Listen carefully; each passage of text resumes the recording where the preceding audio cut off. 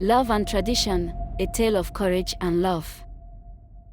In the heart of Africa in Omuchi, a vibrant Igbo village nestled between rolling hills and lush green forest, there existed a handsome African prince named Chijioke and a beautiful African princess named Ifeinwa. Their love was as radiant as the noonday sun, and their bond as steadfast as the roots of the Iroko tree. But in their world, love was not a simple matter of the heart. It was an intricate tapestry woven with the threads of tradition, duty, and ancestry.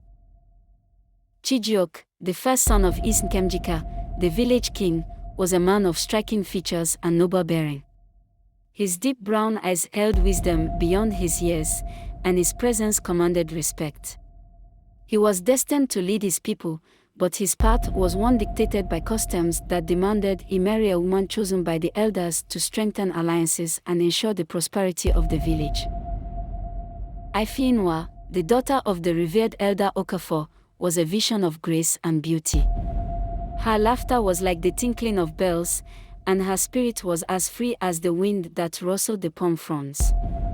She was beloved by all, yet her family's expectations weighed heavily on her shoulders. Despite the formidable barriers, Chijioke and Ifeinwa's love blossomed in secret. Under the cover of moonlit nights, they met by the stream that snaked through the village.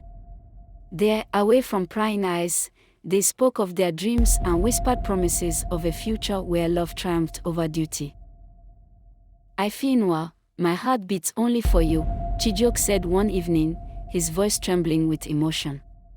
But how can we defy the weight of our ancestors' laws? Chijioke, Ifeinwa replied, her eyes glistening with tears, our love is like the river. It may encounter rocks and obstacles, but it finds a way to flow. Perhaps there is a path we have not yet seen.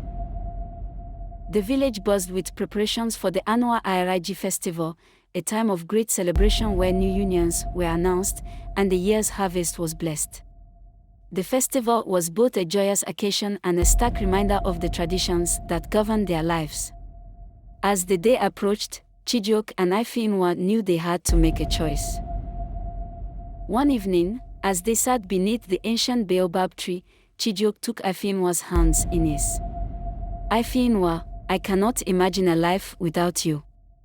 If we are to have any chance, we must speak our truth.